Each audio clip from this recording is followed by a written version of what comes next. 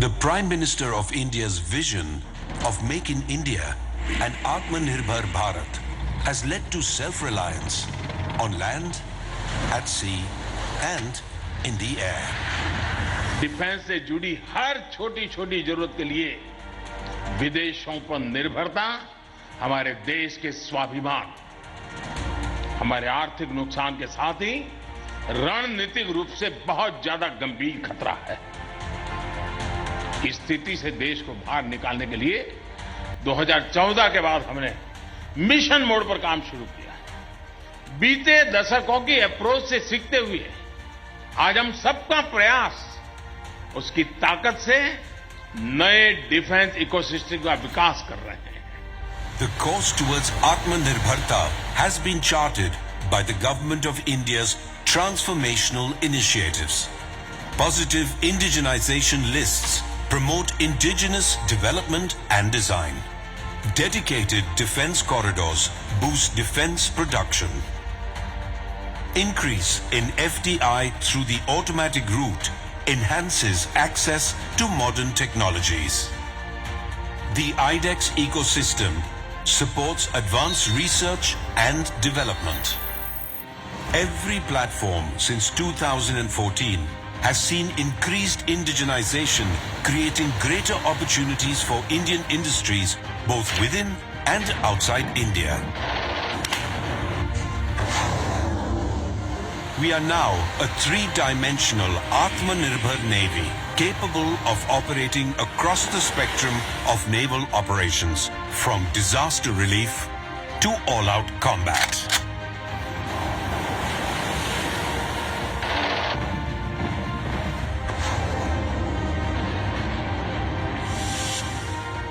Our transformation from a buyer's to a builder's navy has been inspired by a rich maritime legacy of indigenous design and construction.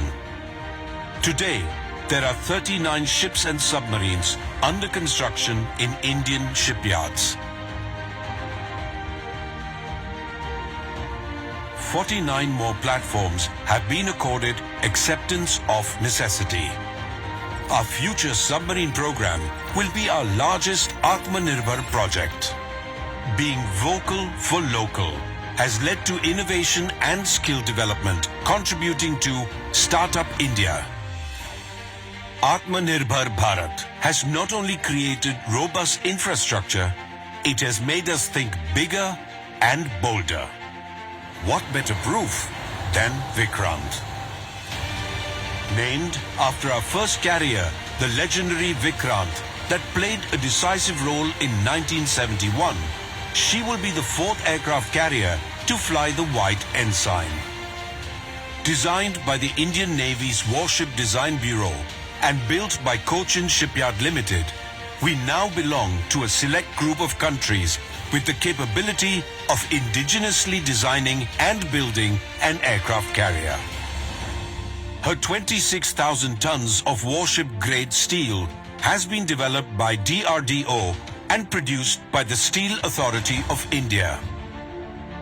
Vikrant's 76% indigenous content has been achieved through partnerships with over 90 Indian OEMs, more than 100 MSMEs, and over 500 ancillary industries.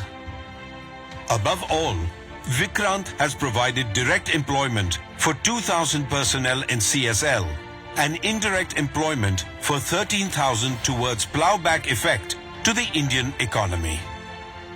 आपका लक्ष्य होना चाहिए कि भारत का जब अपनी आजादी के 100 वर्ष का पर्व मनाए, उस समय हमारी नौसेना एक अभूतपूर्व ऊंचाई पर हो. As India powers towards a blue economy, Vikrant will strengthen the Navy's capabilities and be a force multiplier in both defensive and offensive roles. 630, engage.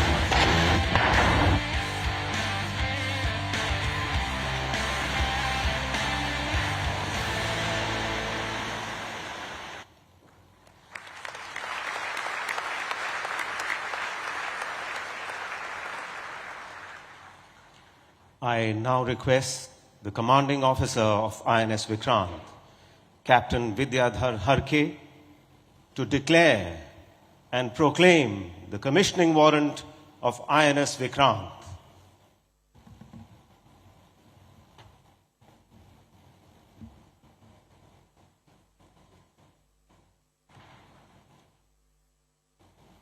Commissioning आदेश।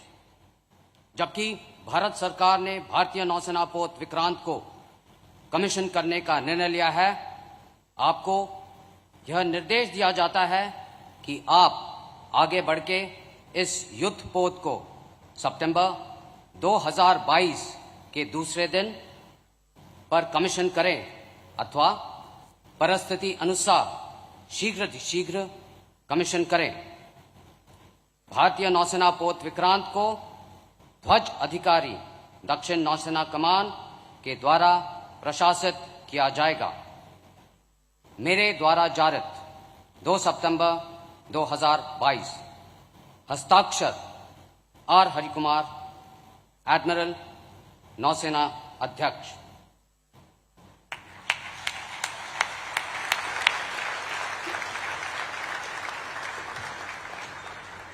कितना बड़ा दिन है नौसेना के लिए, कितना ऐतिहासिक दिन है हमारे देश के लिए। और अब समय आ गया है उस आवाज को सुनने का जिसने हमारे देश को एक नई दिशा दी है।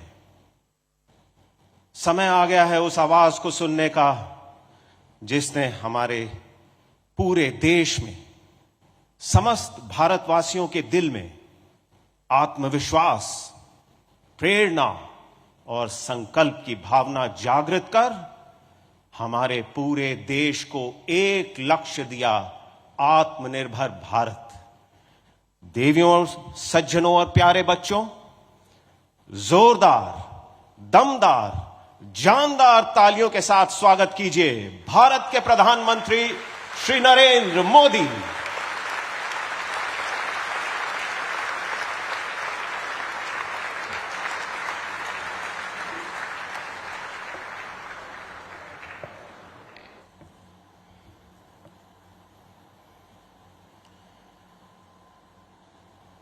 इस ऐतिहासिक कार्यक्रम में उपस्थित केरला के राज्यपाल श्रीमान आरिफ मोहम्मद खान, केरल के मुख्यमंत्री श्रीमान पिनाराई विजयन जी, देश के रक्षा मंत्री श्रीमान राजनाथ सिंह जी, केंद्रीय मंत्रिमंडल के मेरे अन्य सहयोगीगण, chief of naval staff admiral R Harikumar ji, MD Cochin shipyard, सभी विशिष्ट एवं गणमान्य अतिथिगण और इस कार्यक्रम में जुड़े मेरे प्यारे देशवासियों, आज यहां केरला के समुद्री तट पर भारत का हर भारतवासी एक नए भविष्य के सूर्योदय का साक्षी बन रहा है। आईएनएस विक्रांत पर हो रहा ये आयोजन विश्व क्षितिज पर भारत के बुलंद होते हौसलों की हुंकार है। आजादी के आंदोलन में हमारे स्वतंत्रता सेनानियों ने जिस सक्षम, समर्थ और शक्तिशाली भारत का सपना देखा था, उसी एक सशक्त तस्वीर आज हम यहां देख रहे हैं। विक्रांत विशाल है, विराट है, विहंगम है। विक्रांत विशिष्ट है, विक्रांत विशेष भी है। विक्रांत केवल एक युद्धपोत नहीं है, ये 21वीं सदी के भारत के परिश्रम, प्रतिभा, प्रभाव और प्रतिबद्धता का प्रमाण है।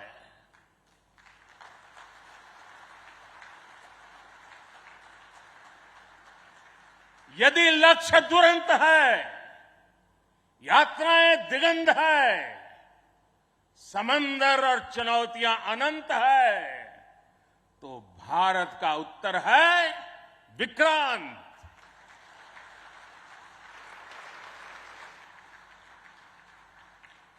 आजादी के अमृत महोत्सव का अतुलनीय अमृत है विक्रांत। आत्मनिर्भर होते भारत का अद्वितीय प्रतिबिंब है विक्रांत।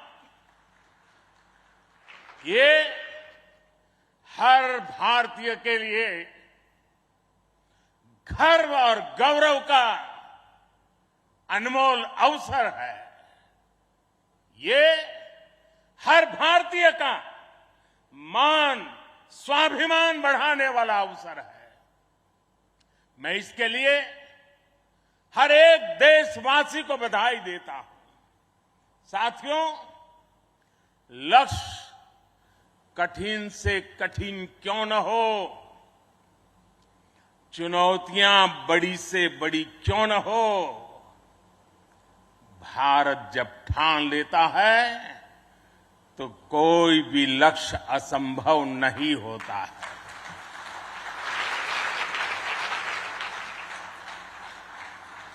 आज भारत विश्व के उन देशों में शामिल हो गया है जो स्वदेशी तकनीक से इतने विशाल एयरक्राफ्ट कैरियर का निर्माण करता है। आज आईएनएस विक्रांत ने देश को एक नए विश्वास से भर दिया है। देश में एक नया भरोसा पैदा कर दिया है। आज विक्रांत को देखकर समंदर की ये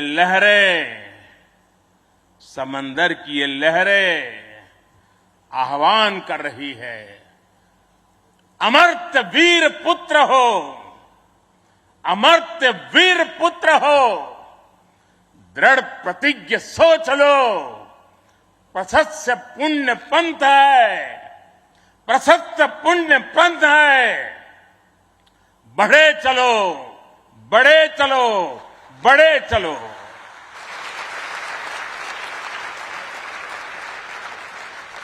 साथियों, इस ऐतिहासिक अवसर पर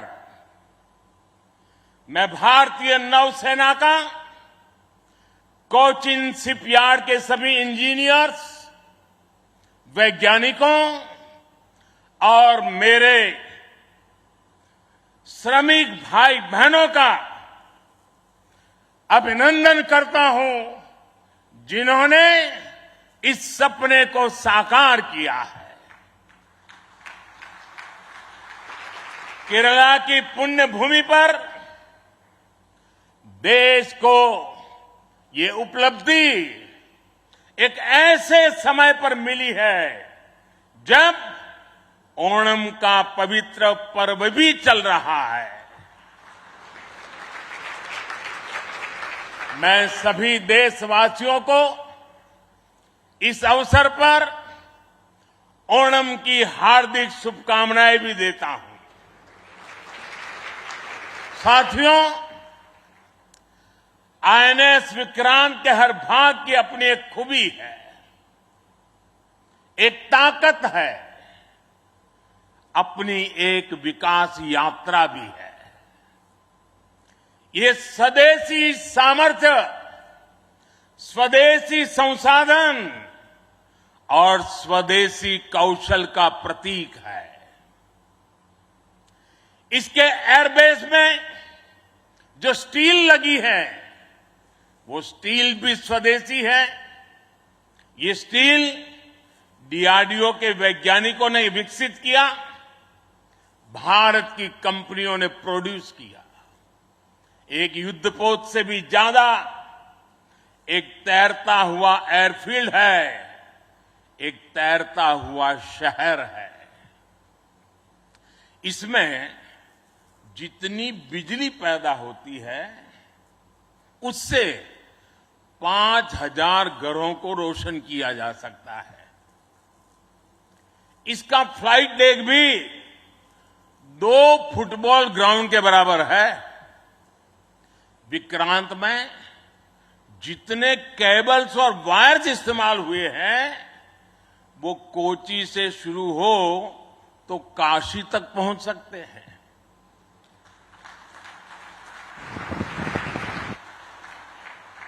ये जटिलता हमारे इंजीनियर्स की जीवटता का उदाहरण है। मेगा इंजीनियरिंग से लेकर नैनो सर्किट्स तक पहले जो भारत के लिए अकल्पनीय था वो हकीकत में बदल रहा है।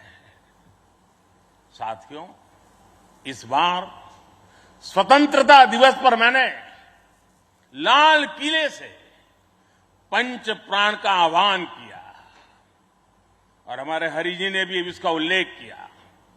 इन पंच प्राणों में पहला प्राण है विकसित भारत का बड़ा संकल्प, दूसरा प्राण है गुलामी की मानसिकता का संपूर्ण त्याग, तीसरा प्राण है अपनी विरासत पर गर्व, चौथा और पांचवा प्राण है देश की एकता, एकजुटता और नागरिक कर्तव्य। आईएनएस विक्रांत के निर्माण और इसकी यात्रा में हम इन सभी पंच प्राणों की ऊर्जा को देख सकते हैं। आईएनएस विक्रांत इस ऊर्जा का जीवन संयंत्र है। अभी तक इस तरह के एयरक्राफ्ट कैरियर केवल विकसित देश ही बनाते थे। आज भारत ने इस लीग में शामिल होकर विकसित राष्ट्र की दिशा में एक और कदम बढ़ा दिया है। साथियों, जल परिवहन के क्षेत्र में भारत का बहुत गौरवमयी इतिहास रहा है, हमारी समृद्ध विरासत रही है। हमारे यहां नौकाओं और जहाजों से जुड़े श्लोकों में बताया गया है, दीर्घिका तरणी ही लोला गत्वरा गामिनी तरीही जंगाला प्लाविनी चैव धारिणी वेगिनी तथा। ये हमारे शास्त्रों में इतना वर्णन है। दीर्घिका, तरुणी लोला, गत्वरा, गामिनी, जंगाला, प्लाविनी, धारिणी, वेगिनी हमारे यहां जहाजों और नौकाओं के अलग अलग आकार और प्रकार होते थे। हमारे वेदों में भी नौकाओं, जहाजों और समुद्र से जुड़े कितने ही मंत्र आते हैं। वैदिक काल से लेकर गुप्त काल और मौर्य काल तक भारत के समुद्री सामर्थ्य का डंका पूरे विश्व में बजता था। छत्रपति वीर शिवाजी महाराज ने इस समुद्री सामर्थ्य के दम पर ऐसी नौसेना का निर्माण किया जो दुश्मनों की नींद उड़ाकर रखती थी। जब अंग्रेज भारत आए तो वो भारतीय जहाजों और उनके जरिए होने वाले व्यापार की ताकत से घबराए रहते थे। इसलिए उन्होंने भारत की समुद्री सामर्थ्य की कमर तोड़ने का फैसला लिया। इतिहास गवाह है कि कैसे उस समय ब्रिटिश संसद में कानून बनाकर भारतीय जहाजों और व्यापारियों पर कड़े प्रतिबंध लगाए दिए गए थे। भारत के पास प्रतिभा थी, अनुभव था, लेकिन हमारे लोग इस कुटिलता के लिए मानसिक रूप से तैयार नहीं थे। हम कमजोर पड़े और उसके बाद गुलामी के कालखंड में अपनी ताकत को धीरे धीरे भुला बैठे। अब आजादी के अमृत काल में भारत अपनी उस खोई हुई शक्ति को वापस ला रहा है। उस ऊर्जा को फिर से जगा रहा है। साथियों, आज 2 सितंबर 2022 की ऐतिहासिक तारीख को इतिहास बदलने वाला एक और काम हुआ है। आज भारत ने गुलामी के एक निशान, गुलामी के एक बोझ को अपने सीने से उतार दिया है। आज से भारतीय नौसेना को एक नया ध्वज मिला है। अब तक भारतीय नौसेना के ध्वज पर गुलामी की पहचान बनी हुई थी, लेकिन अब आज से छत्रपति शिवाजी महाराज से प्रेरित नौसेना का नया ध्वज समंदर और आसमान में लहराएगा।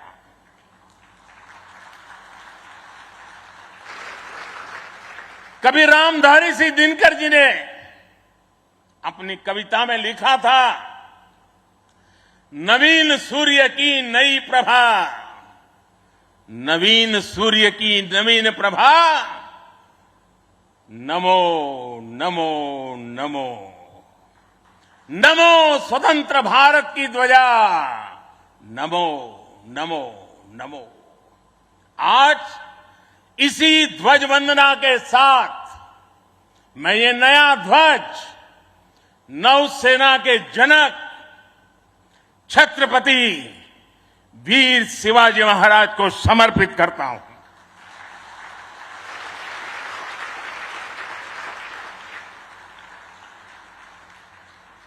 मुझे विश्वास है भारतीयता की भावना से ओतप्रोत ये नया ध्वज भारतीय नौसेना के आत्मबल और आत्मसम्मान को नई ऊर्जा देगा।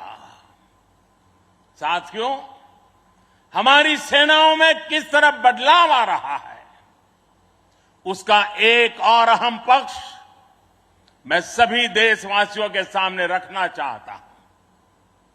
विक्रांत जब हमारे समुद्री क्षेत्र की सुरक्षा के लिए उतरेगा तो उस पर नौसेना की अनेक महिला सैनिक भी तैनात रहेगी। समंदर की अथाह शक्ति के साथ असीम महिला शक्ति ये नए भारत की बुलंद पहचान बन रही है। मुझे बताया गया है कि अभी नेवी में करीब 600 महिला ऑफिसर्स हैं, लेकिन अब इंडियन नेवी ने अपनी सभी शाखाओं को महिलाओं के लिए खोलने का फैसला किया है। जो पाबंदियां थी वो अब हट रही है। जैसे समर्थ लहरों के लिए कोई दायरे नहीं होते, वैसे ही भारत की बेटियों के लिए भी अब कोई दायरे या बंधन नहीं है।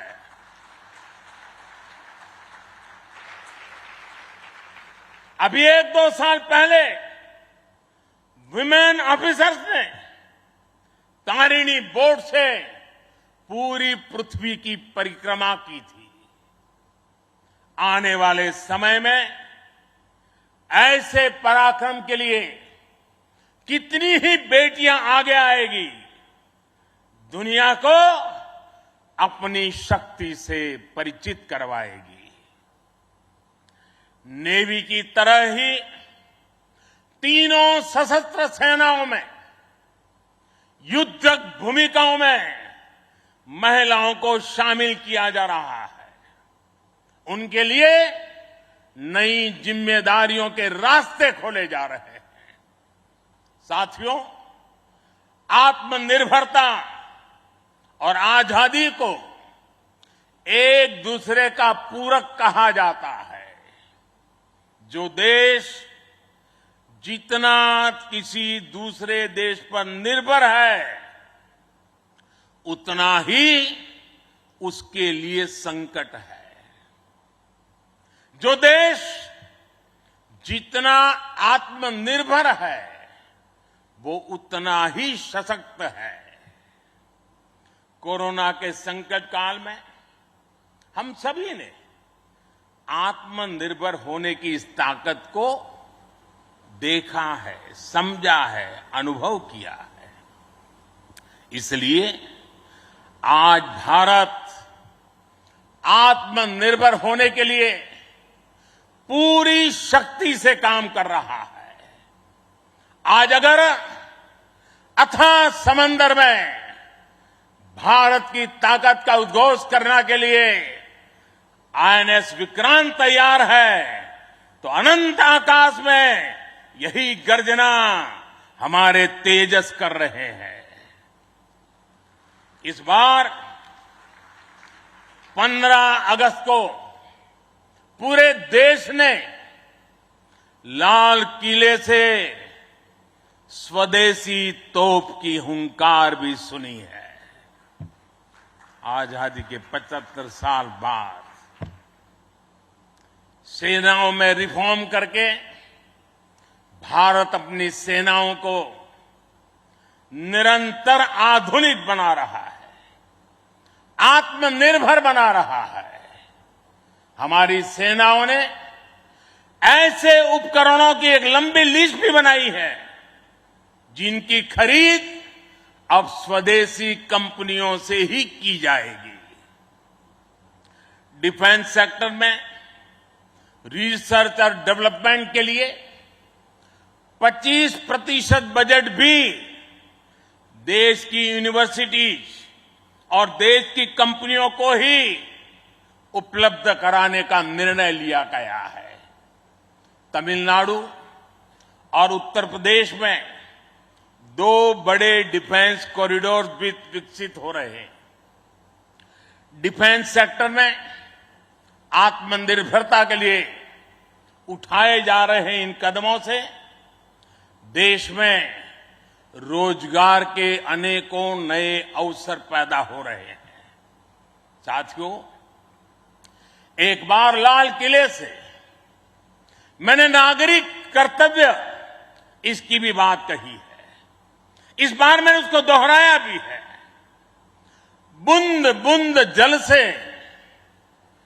जैसे विराट समंदर बन जाता है, वैसे ही भारत का एक एक नागरिक वोकल फॉर लोकल, अगर वोकल फॉर लोकल के मंत्र को जीना प्रारंभ कर देगा, तो देश को आत्मनिर्भर बनने में अधिक समय नहीं लगेगा।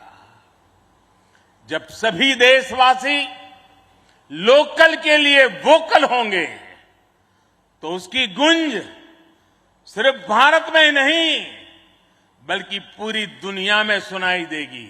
और देखते ही देखते दुनिया के जो भी मैन्युफैक्चरर होंगे, उनको भी मजबूरन भारत में आकर के मैन्युफैक्चरिंग के रास्ते पर चलना पड़ेगा। ये ताकत एक एक नागरिक के अपने आप में तजुर्बे में है। साथियों, आज जिस तेजी से वैश्विक परिवेश बदल रहा है, वैश्विक परिदृश्य बदल रहा है, उसने विश्व को मल्टीपोलर बना दिया है। इसलिए आने वाले समय में भविष्य की गतिविधियां और सक्रियता का केंद्र कहां होगा, ये भविष्य दृष्टि बहुत जरूरी हो जाती है। उदाहरण के तौर पर पिछले समय में इंडो पैसिफिक रीजन और इंडियन ओशन में सुरक्षा चिंताओं को लंबे समय तक नजरअंदाज किया जाता रहा, लेकिन आज ये क्षेत्र हमारे लिए देश की बड़ी रक्षा प्राथमिकता है। इसलिए हम नौसेना के लिए बजट बढ़ाने से लेकर उसकी क्षमता बढ़ाने तक हर दिशा में काम कर रहे हैं। आज चाहे ऑफशोर पेट्रोल वेसल्स हो, सबमरीन्स हो या एयरक्राफ्ट कैरियर्स हो, आज भारत की नौसेना की ताकत अभूतपूर्व गति से बढ़ रही है। इससे आने वाले समय में हमारी नेवी और मजबूत होगी। ज्यादा सुरक्षित सी लेन्स, बेहतर मॉनिटरिंग और बेहतर प्रोटेक्शन से हमारा एक्सपोर्ट, मैरीटाइम ट्रेड और मैरीटाइम प्रोडक्शन भी बढ़ेगा। इससे केवल भारत ही नहीं बल्कि दुनिया के दूसरे देशों और विशेषकर हमारे पड़ोसी मित्र राष्ट्रों के लिए व्यापार और समृद्धि के नए रास्ते खुलेंगे। साथियों, हमारे यहां शास्त्रों में कहा जाता है और बहुत महत्वपूर्ण बात कही जाती है और जिस बात को हमारे लोगों ने संस्कार के रूप में जिया है, हमारे यहां शास्त्रों में कहा गया है, विद्या विवादाय धनम मदाय शक्ति ही परेशान परपीडनाय खलस्य साधो विपरीतम एतद ज्ञानाय दानाय च रक्षणाय। अर्थात दुष्ट की विद्या विवाद करने के लिए, धन घमंड करने के लिए और शक्ति दुष्करों को प्रताड़ित करने के लिए होती है। लेकिन सज्जन के लिए ये ज्ञान, दान और कमजोर की रक्षा का जरिया होता है। यही भारत का संस्कार है। इसलिए विश्व को सशक्त भारत की ज्यादा जरूरत है। मैंने एक बार पढ़ा था कि एक बार जब डॉक्टर एपीजे अब्दुल कलाम से किसी ने पूछा कि आपका व्यक्तित्व तो बड़ा शांति प्रिय है, आप तो बड़े शांत व्यक्ति लगते हैं, तो आपको हथियारों की क्या जरूरत लगती है? कलाम साहब ने कहा था, शक्ति और शांति एक दूसरे के लिए जरूरी है। और इसलिए आज भारत बल और बदलाव दोनों को एक साथ लेकर चल रहा है। मुझे विश्वास है सशक्त भारत शांत और सुरक्षित विश्व का मार्ग प्रशस्त करेगा। इसी भाव के साथ हमारे बहादुर जवानों को, वीर सेनानियों को आदरपूर्वक उनका गर्व करते हुए आज के इस महत्वपूर्ण अवसर को उनकी वीरता को समर्पित करते हुए आप सबका मैं हृदय से बहुत बहुत धन्यवाद करता हूं। जय हिंद।